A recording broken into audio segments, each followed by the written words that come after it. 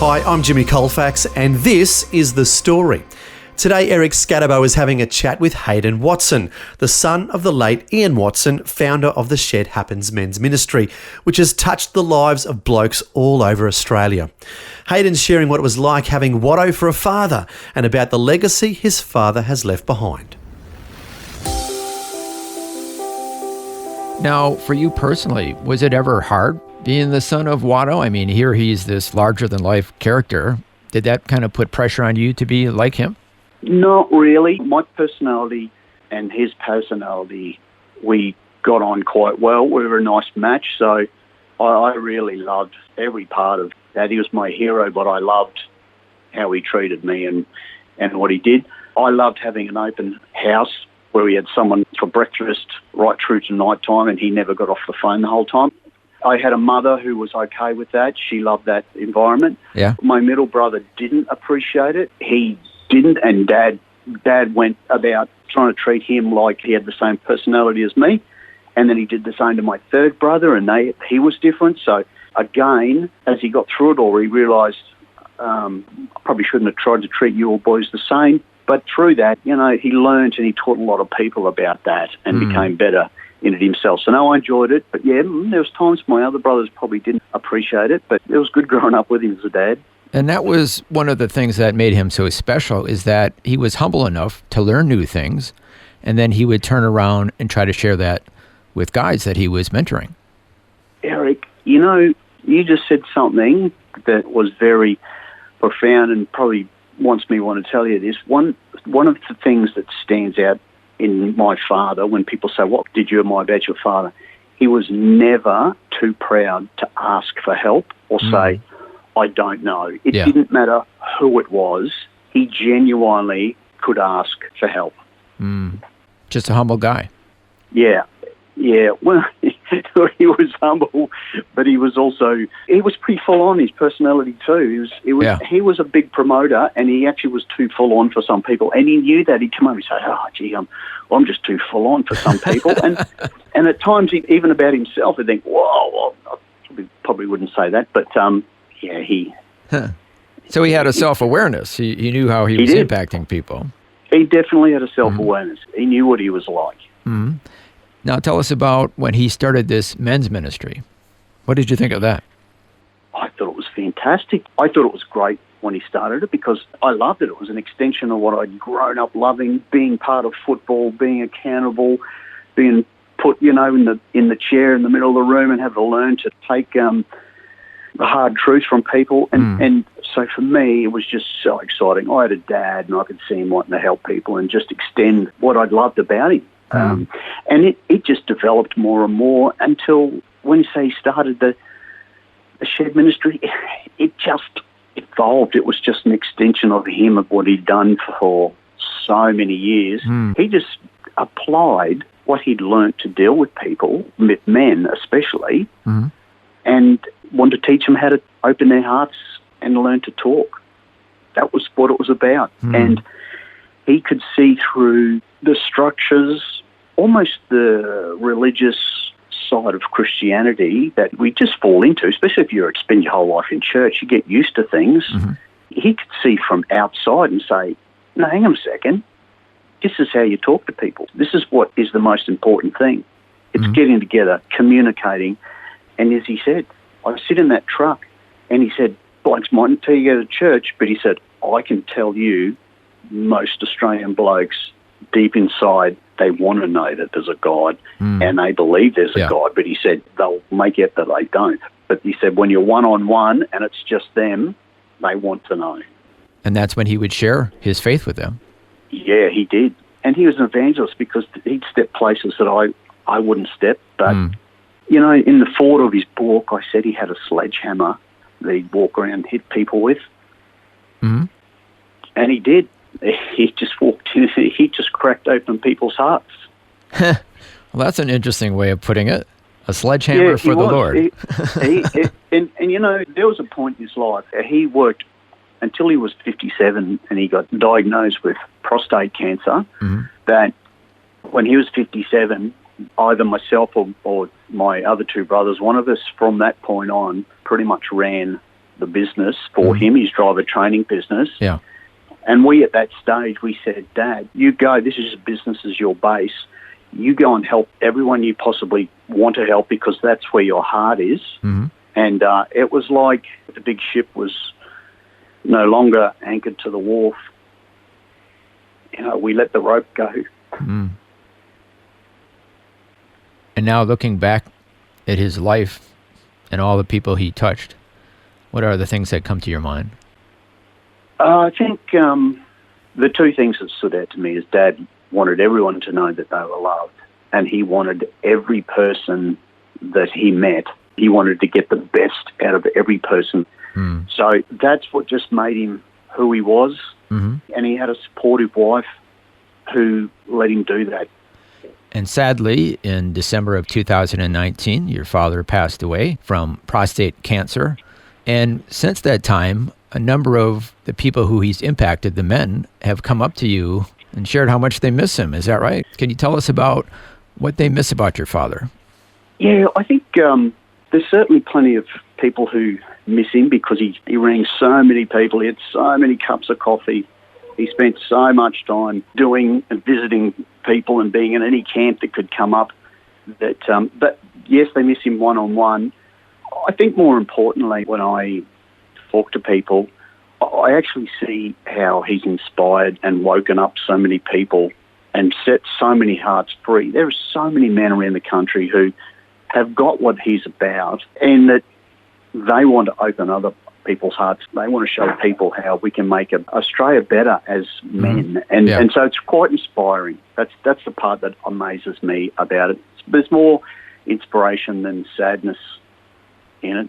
Mm-hmm. It was great to be part of the wild journey that he was. And but yeah, there's plenty of other people out there. There's plenty of blokes who are all different to him and all doing God's stuff.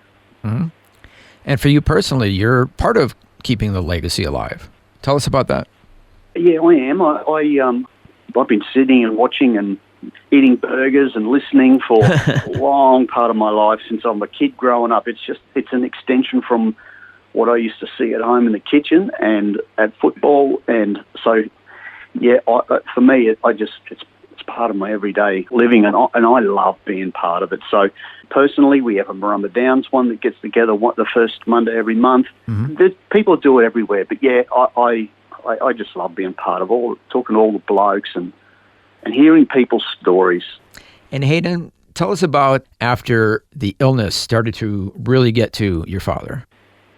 Eric, Dad was always quite a positive person, and he didn't have problems suffering with depression. But when he had cancer, and he had the first 5 years where he had the prostate out, and then 5 years after that he had radium, and then about 3 years after that he had started to take some more tablets, and then had lots of chemo. That I saw him make a choice every day, and he talked about everything. He was an open book. Yeah. He spoke to me that in the mornings, he said he can feel depression and the spiral wanting to drag him down. Mm. And he used to stand up in the mornings and make a choice and say, I choose not to get dragged down in depression. Mm. And, he hung on to a couple of Bible verses that were really important to him. That was really powerful to watch Dad make that choice every single day. And he got on the phone. The moment he could, he got on the phone and started ringing other people, which was so powerful. That was him. That's what God wanted him to do. That actually made him feel good, as well as the bloke on the other end of the line. When you said he would get on the phone to ring other people, you're talking about to talk to guys and encourage them. Yep.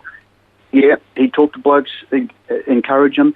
He'd have phone calls all the time from people from all around the place. As Dad said, as he got older, he said, nothing surprises me. And I used to almost get a look at how God looks at people. He said, I hear stuff all the time. He said, I don't pass stuff on. He said, nothing surprises me. Mm. And he'd said it in a respectful way, but meaning, and I could tell him anything. Anyone could tell him anything.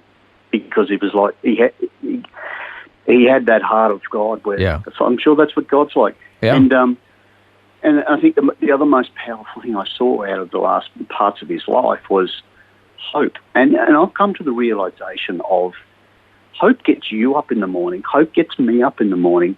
Hope is so powerful, right to the point of he'd get some chemo and it'd give him hope for 3 months until he found the result. And you just watch it and you think, I don't want to lose. You'd bottle up the hope until you get to the next thing and then you'd wait for the next part. But I realized how God made us. It's just a word that you only experience and understand it. But, for me, I just look at that and I think, well, when you've got hope in God, that is everything. I know you go through bad things in life. You know God and he gives you hope and you have hope. That is the ultimate thing of what makes you get up every single day. And I just watched him live it. So, wow, it's been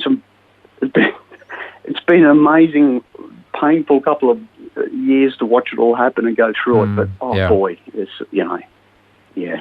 But that's the lasting legacy. He's shared with you, he's modeled for you how to live with hope and how to serve others. Yeah, and all those who were part of it saw what it was. And, investing in others, it's just amazing, we all get a choice when we're older, and he made a choice. He was dying, and he made a choice to invest in others. And you can just see him walking so closely with God, and God working out through his life and telling him stuff that only could be from God about other people. It was amazing. Wow, and the legacy continues to this day, and you're a part of it. And I have to say, you sound a bit like your father. I think I've got more of my mum's personality, but yeah, there's parts of that I've picked up. Yeah, so that's wonderful. The legacy is continuing in more ways than one. Haydn Watson, thank you so much for sharing with us today. Thank you, Eric. I really appreciate it. It's lovely to be able to do it. That was Eric Scatterbo chatting with Haydn Watson, the son of the late Ian Watto Watson, founder of the men's ministry known as Shed Happens. Sadly, Ian passed away in December of 2019, but as we've heard, his legacy is living on in the life of his son and in many other men who have been impacted by Watto's life. As we've heard throughout this series, Watto wasn't about material possessions or earthly wealth, but like it says in the Bible, he was about storing up treasures in heaven where neither moth nor rust destroys and where thieves do not break in and steal. For where your treasure is, there your heart will be also. And it was quite clear where Watto's heart was. It was in building others up and leading them to their Father in heaven.